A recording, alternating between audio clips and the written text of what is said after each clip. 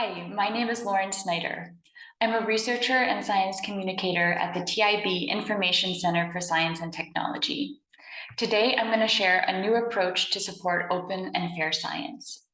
So to start, I want you to imagine the last time you were planning a vacation and you wanted to know how to get to your hotel from the airport. Did you use a physical map to do this?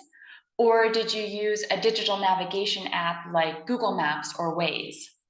My guess is you probably use something like Google Maps. And this is a great example of the effects of digitalization in our everyday lives. So 40 plus years ago, you would have had to use a physical map to figure out how to get from the airport to the hotel. But fortunately, today, this is much easier. You can just tell Google Maps where you want to go, click, plan my route, and you're done. You can even zoom in to see interesting places around your hotel. But if we consider how we interact with scientific information, we can see that the advancement from analog to digital is a bit different compared to other aspects of our everyday lives.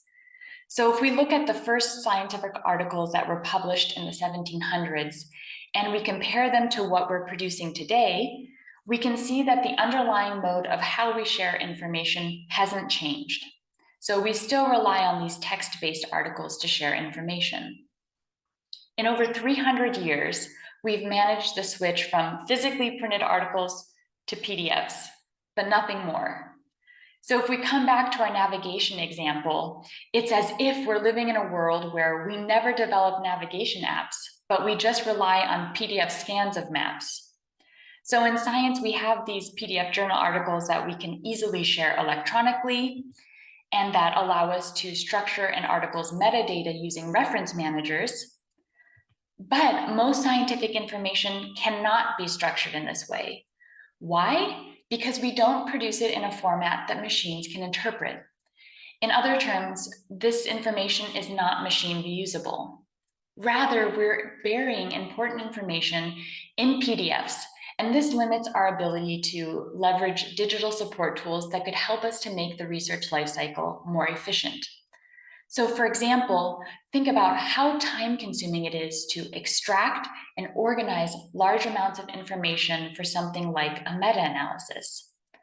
And yet, efficiently synthesizing large amounts of information from complex data sets is exactly what we need to do to address pressing challenges like climate change or biodiversity loss. But what if we could produce our scientific findings in a machine reusable format? Then, as with navigation apps, we could leverage machines to explore and synthesize knowledge in entirely new ways. The Open Research Knowledge Graph, or ORKG, is an open access online platform that does exactly this. It allows us to fully digitalize scientific information, making it reusable not only by humans, but also by machines. Working in this existing platform, we recently developed a new open access approach that allows researchers to produce their scientific findings in a machine reusable format from the outset.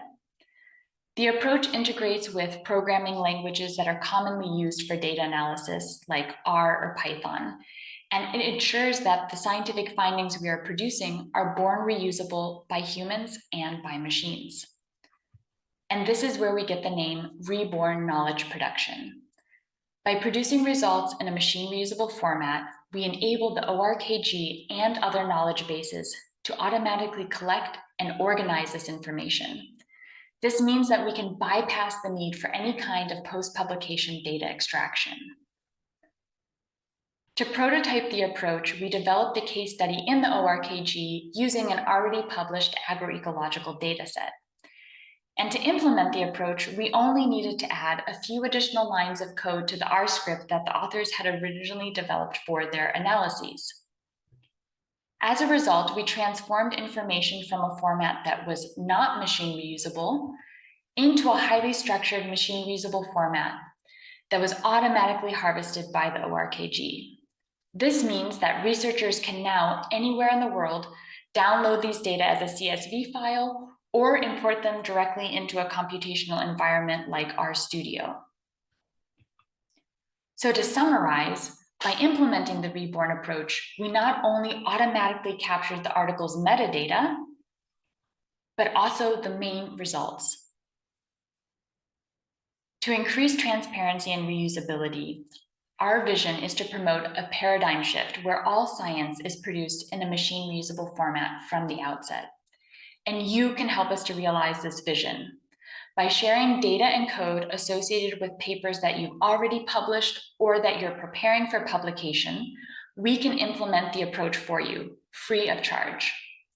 Not only would you be supporting the broader open science movement, but your own research would stand to benefit.